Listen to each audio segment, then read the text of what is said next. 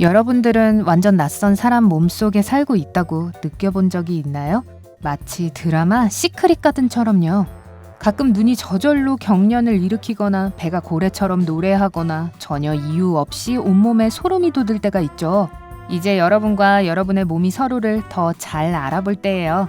이 11가지 사실이 도움을 줄 거예요. 1. 왜 아무 이유 없이 근육이 경련을 일으킬까요? 누군가에게 왜 자꾸 윙크를 하는지 설명해야 하면 좀 당황스럽죠? 가끔 눈이 경련을 일으킨다면 스트레스를 받고 있거나 숙면에 어려움을 겪고 있다는 신호입니다. 그렇지 않다면 최근에 커피를 너무 많이 마셨거나 아주 단 것을 먹었을 거예요. 경련 자체는 무해해요. 그냥 근육 피로와 뇌의 과민 반응이 원인입니다. 2. 추우면 왜 몸을 떨까요? 우리 모두는 추울 때 걷잡을 수 없이 이가 부딪히고 다리가 후들거리는 것에 익숙하죠? 이것은 몸의 모든 근육이 약간의 열을 발생시키기 위해 마찰을 일으키면서 약하지만 빠르게 움직이기 때문에 일어납니다. 추운 날에 손을 비벼주면 따뜻해지는 것처럼요. 몸을 떠는 것도 이와 같은 이치이지만 더 작은 규모로 일어나는 겁니다. 뇌가 지휘자 같은 역할을 하는데요. 피부 온도를 감지합니다. 36.6도씨보다 더 따뜻하면 땀을 흘리라는 신호를 보내죠. 만약 그보다 더 차갑다면 뇌는 근육에게 떨기 시작하도록 신호를 보낼 거예요. 3. 다리는 왜 저릴까요? 책상에서 일어났는데 어떤 이유에서인지 다리 하나가 전혀 쓸모 없어졌다는 느낌을 받는 것은 무섭죠. 당황하지 마세요. 비록 그 과정에서는 완전히 다리의 통제력을 상실해서 기분이 나쁘고 불편하겠지만 잠시 후면 풀릴 거라는 걸 알고 있죠. 이런 일이 일어나는 건 이상한 자세로 앉아 있었기 때문인데요. 앉는 자세가 다리로 갈 수 있는 혈액의 양을 제한한 겁니다. 혈액순환이 제대로 되지 않은 채 10분만 지나도 다리에 감각이 없어지고 이 불편한 느낌 다음에는 피가 다시 다리 구석구석으로 밀려오는 느낌이 들죠. 네, 핀과 바늘로 찌르는 것 같은 저릿함이 느껴지죠. 4. 자고 일어나 눈을 떴을 때 왜 눈이 젖어 있죠? 때때로 눈물뿐만 아니라 눈꼬리 주변에 딱딱하고 지저분한 눈곱이 낀 채로 깨어날 때도 있죠. 이런 일이 일어나는 이유는 모두 같아요. 우리가 잘 때 항상 눈을 꼭 감고 있지는 않습니다. 부족한 안구 보호 방안을 보완하고 밤 동안 눈에 붙을 수 있는 먼지를 모두 씻어내기 위해 눈가에 있는 특별한 분비샘이 눈물을 만들어내죠. 그리고 피곤함을 느끼고 잠잘 준비를 할 때 하품을 하면서 나오는 눈물이 눈에 고입니다. 하품은 눈물샘에 압력을 가하면서 동시에 눈의 일반적인 눈물샘 경로로 눈물이 이동하는 것을 막습니다. 그렇기 때문에 하품이 멈추자마자 눈물이 넘치는 거죠. 5. 전혀 졸리지 않는데 하품을 하는 것은 왜일까요? 기본적으로 하품은 졸리거나 지루할 때에만 나는 것이 아닙니다. 단지 그게 가장 흔한 상황일 뿐인 거죠. 재미있는 사실은 스카이 다이빙을 하는 사람들은 종종 비행기에서 뛰어내리기 직전에 하품을 해요. 그게 낮잠을 자기에 좋은 순간도 아니고 또 세상에서 가장 지루한 일이라고 말할 수도 없잖아요? 언제 한번 해보세요. 하품은 기본적으로 턱을 느리고 최대한 깊이 숨을 들이마시는 겁니다. 두 가지 동작 모두 혈관의 피가 머리로 몰려가게 하고 척수는 척추를 따라 내려가게 합니다. 놀랍게도 이건 몸을 흔들어 깨우는 방법이에요. 스트레스를 받거나 불안해할 때마다 몸은 그 문제에 대처하기 위해 하품을 할 수도 있어요.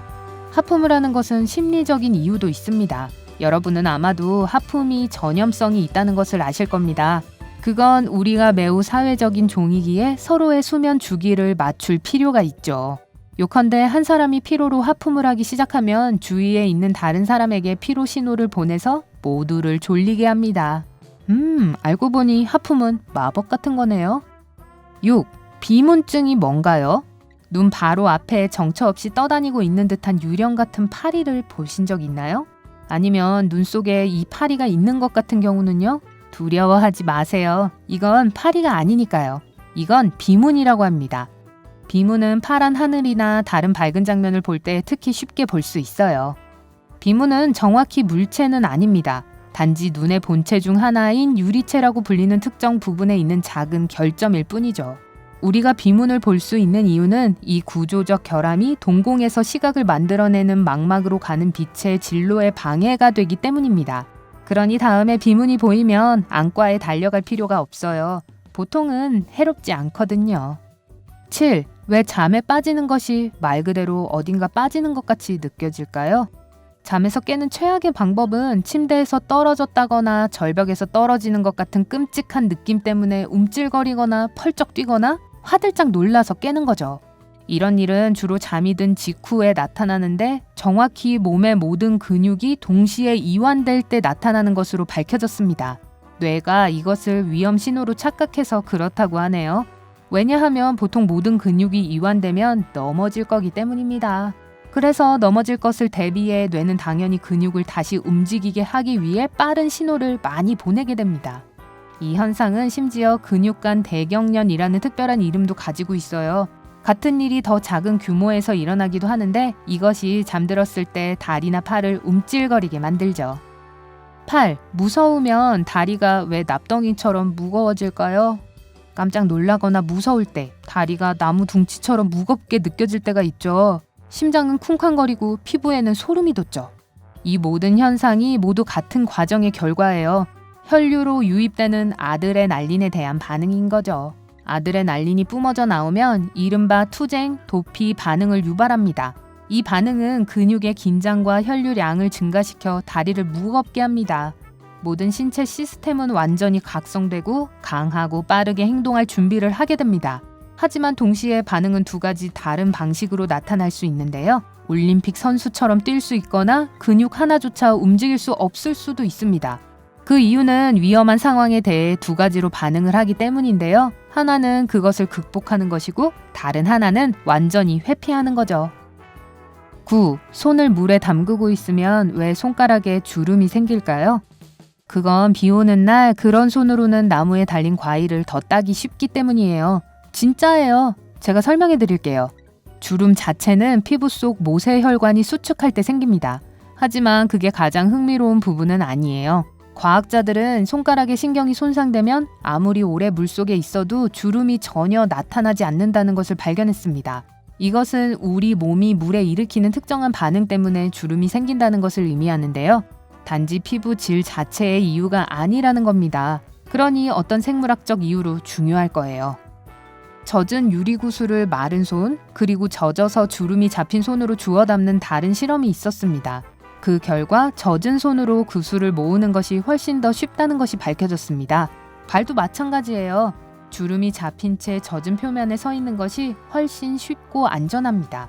미끄러운 경우에 접지력을 향상시키려 하는 것이 자연의 섭리인 것 같네요. 10. 관절에서 왜 뚝뚝거리는 소리가 날까요? 관절로 뚝뚝 소리를 내는 나쁜 습관으로 인해 이 소름 끼치는 소리를 자신은 항상 알아차리지 못하더라도 어디서든 그 소리를 들으면 알 수 있을 겁니다. 공정하게 말하자면 그냥 의자에서 일어났는데 마치 몸에 어딘가 상처 입거나 뭔가를 부러뜨린 것 같이 따닥 하는 소리가 들릴 때가 있죠. 하지만 그런 거 아니니까 걱정하지 마세요. 관절이 따닥 하는 소리가 나는 건 우리의 웰빙에 그다지 영향을 주지 않는다는 것이 증명됐어요. 따닥거리는 소리나 갈라지는 것 같은 소리는 강한 힘이 관절을 밀어 작은 가스 방울이 빠져나오게 굽혀져서 공기가 빠져나갈 때 발생합니다. 일종의 관절 방귀 같은 거죠. 이런 공기방울은 몸의 관절에서 자연적으로 나타나며 어떤 위험도 없어요. 관절이 저절로 삐그덕 하는 것처럼 말이죠. 관절에 딱딱 소리를 내는 나쁜 버릇이 있나요? 아니면 그 소리를 참을 수 없는 사람인가요? 아래에 댓글로 알려주세요. 11. 왜 배가 꾸르륵거릴까요? 배에 가스 차는 소리, 꾸르륵거리는 소리, 배에 천둥 치는 소리. 뭐라고 부르든 상관없어요. 우리 모두는 이 부끄러운 소리를 너무 잘 알고 있으니까요. 우리가 잘 모르는 건 왜 이런 소리가 나는가 하는 거죠. 쉽게 말하면 뇌가 여러분이 먹지 않는다고 조롱하고 있는 거예요. 이상하게 들리겠지만 달리 어떻게 설명하겠어요? 위가 비면 뇌는 무언가를 소화하는 과정을 시작하라는 신호를 위에 보내고 저 아래 소화기관으로도 같은 신호를 보냅니다. 하지만 그 속에는 가스 외에는 움직일 수 있는 것이 없는 상태죠.